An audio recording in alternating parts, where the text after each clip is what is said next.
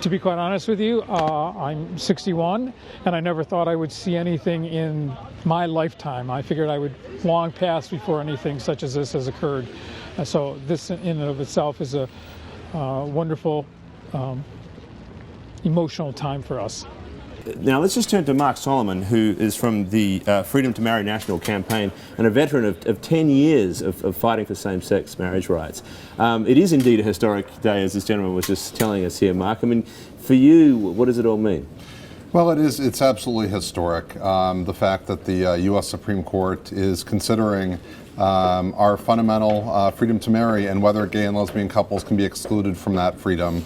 It's a really exciting, monumental day, and one that we think will prevail on. Well, I mean, but there are some risks for your side of the argument here, are there not? I mean, if indeed Prop 8 is upheld, what does that mean for you? And as you probably heard from Peter, there's various ways in which they could rule on that. Does this bother you?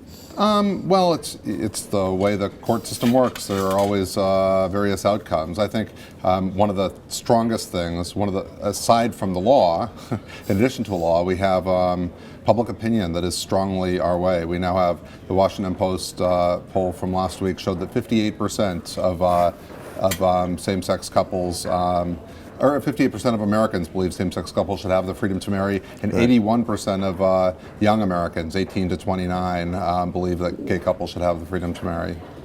What about in California itself, where this law was passed in 2008, and we've actually seen a public opinion, certainly in these these national polls, shift pretty quickly. What's the standing in California now in terms of what support there is or isn't for Prop 8? The latest polls I've seen show that more than 60% of Californians support the freedom of gay couples to marry. So there's been a really seismic shift over the past few years in every demographic group, not just young people, seniors, Republicans, Catholics, every religious group. And what if, I suppose let's turn to the DOMA, the Defense of Marriage Act, and if that were to be upheld, what would that do to this movement, which has seen 9 states take up this cause?